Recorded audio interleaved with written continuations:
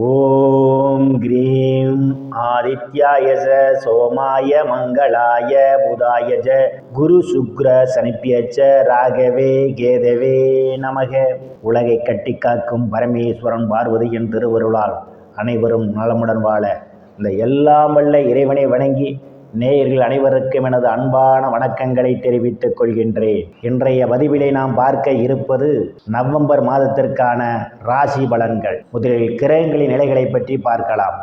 November மாதம் 1ஆம் தேதி வாக்கிய பஞ்சாங்கத்தின்படி கிரகங்களுடைய நிலைகள். கடக ராசியிலே குரு பகவான் பயணம் செய்து கொண்டிருக்கிறார். சிம்ம ராசியிலே கேது பகவான் பயணம் செய்து கொண்டிருக்கிறார். கன்னி ராசியிலே சுக்கிர பகவான் பயணம் செய்து கொண்டிருக்கிறார். துலாம் ராசியிலே சூரிய பகவானும் புதன் பகவானும் பயணம் செய்து கொண்டிருக்கிறார்கள். கும்ப ராசியிலே சனி பகவானும் ராகு பகவானும் பயணம் செய்து கொண்டிருக்கிறார்கள். இம்மாதம் 2 கிரகங்கள் இடப்பெயர்ச்சி ஆகின்றன. நவம்பர் மாதம் 3ஆம் தேதி கன்னி ராசியில் பயணம் செய்து கொண்டிருக்கின்ற சுக்கிர பகவான் துலாம் ராசிக்கு இடப்பெயர்ச்சி ஆகிறார். அவர் மீண்டும் நவம்பர் மாதம் 27ஆம் தேதி துலாம் ராசியிலிருந்து விருச்சிக ராசிக்கு இடப்பெயர்ச்சி ஆகிறார்.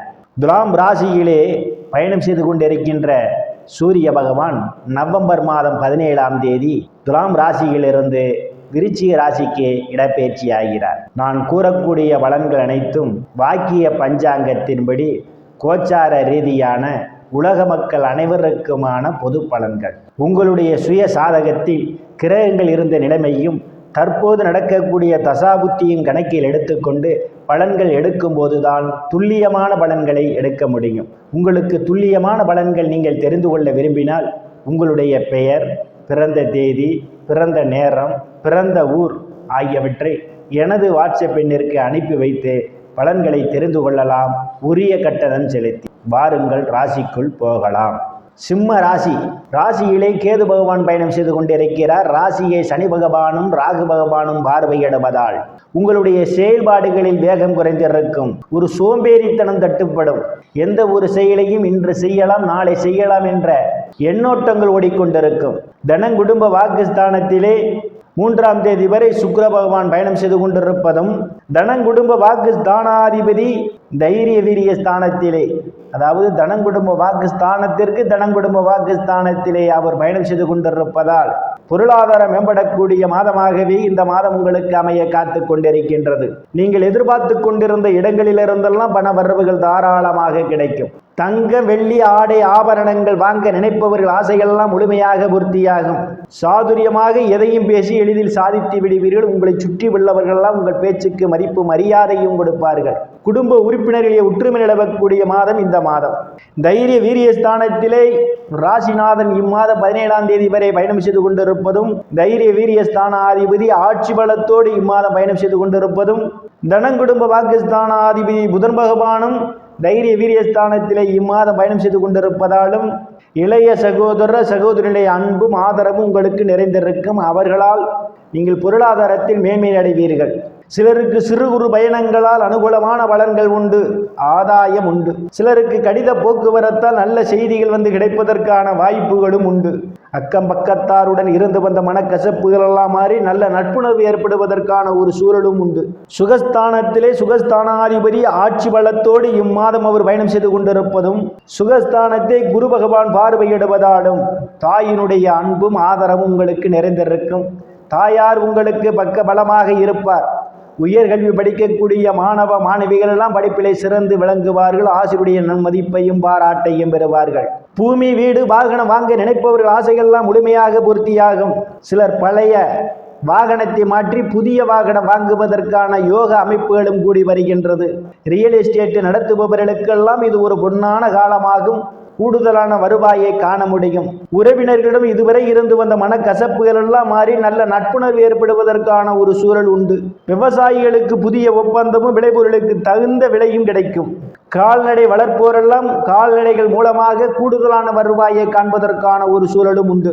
புத்திரஸ்தானத்திலே எந்தவித கிரகங்களும் இல்லை. புத்திரஸ்தானாதிபதி ராசிக்கு 12ஆம் இடத்திலே அவர் பயணம் செய்து கொண்டிருப்பதால் குழந்தைகள் விஷயத்தில் மிகவும் எச்சரிக்கையுடன் நடந்து கொள்ள வேண்டும். குழந்தைகள் உங்கள் பேச்சை கேட்க மாட்டார்கள்.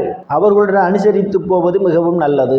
ருணரோக சத்துரு ஸ்தானத்திலே எந்தவித கிரகங்களும் இல்லை. ருணரோக சத்துரு ஸ்தானாதிபதி களத்திர ஸ்தானத்திலே ஆட்சி பலத்தோடு பயணம் செய்து கொண்டிருப்பதாலும், ருணரோக சத்துரு ஸ்தானத்தை குரு பகவான் பார்வையிடுவதாலும், வங்கி மற்றும் நிதி நிறுவனங்களில் கடனுக்காக விண்ணப்பித்திருந்தால் உங்களுக்கு எளிய முறையில் கடன் கிடைப்பதற்கான ஒரு சூழல் உண்டு. சிலர் பழைய கடனை அடைத்து புதிய கடன் வாங்குவதற்கான ஒரு சூழலும் ஏற்படலாம். களத்திர ஸ்தானத்திலே சனி பகவான் ஆட்சி பலத்தோடு பயணம் செய்து கொண்டிருப்பதும், அவருடன் இணைந்து ராகு பகவானும் பயணம் செய்து கொண்டிருப்பதால் கணவன் மனைவியிடையே ஒருவருக்கொருவர் அனுசரித்து போவது நல்லது. இல்லையேல் உங்களுக்குள் சண்டை சச்சரவுகள் ஏற்படுவதற்கான ஒரு சூழல் உண்டு. கூட்டுத் தொழில் செய்பவர்களெல்லாம் கூட்டுத் தொழிலிலே கூடுதல் கவனம் எடுத்துக்கொள்ள வேண்டும். அஷ்டமஸ்தானத்திலே எந்தவித கிரகங்களும் இல்லை. அஷ்டமஸ்தானத்தை அஷ்டமாதிபதி குரு பகவான் பார்வையிடுவதால் சிலருக்கு எதிர்பாராத நேரங்களில் எதிர்பாராத இடங்களிலிருந்து எதிர்பாராத பண வரவுகள் கிடைப்பதற்கான வாய்ப்புகள் உண்டு. திடீர் அதிர்ஷ்டம் உங்கள் கதவை தட்ட காத்து கொண்டிருக்கின்றது. பாக்கியஸ்தானத்திலே எந்தவித கிரகங்களும் இல்லை. பாக்கியாதிபதி சுகஸ்தானத்திலே பயணம் செய்து கொண்டிருப்பதும், பாக்கியஸ்தானத்தை சனி பகவான் பார்வையிடுவதாலும் தந்தையாருடன் அனுசரித்து போவது நல்லது. இல்லையேல் தந்தைக்கும் உங்களுக்கும் இடையே கருத்து மோதல்கள் ஏற்படுவதற்கான ஒரு சூழல் உண்டு. தந்தையினுடைய உடல்நிலையிலே கூடுதல் கவனம் எடுத்துக்கொள்ள வேண்டும். சிலர் தந்தைக்காக மருத்துவ செலவு ஏற்படுவதற்கான ஒரு சூழலும் உண்டு. கவனம் தேவை.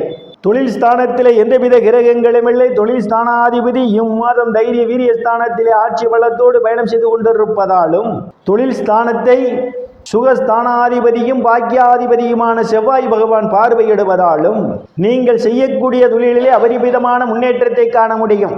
வேலை தேடுபவர்களுக்கெல்லாம் அவரவர் தகுதிக்கு ஏற்றவாறு வேலைகள் கிடைப்பதற்கான ஒரு சூழல் உண்டு. ஏற்கனவே பணியில் இருப்பவர்களுக்கு பதவி உயர்வு பாராட்டு கிடைக்கும். அரசியல்வாதிகளுக்கு அரசியலில் நல்ல முன்னேற்றமும் உயர் பொறுப்புகளும் சிலருக்கு தேடி வரும்.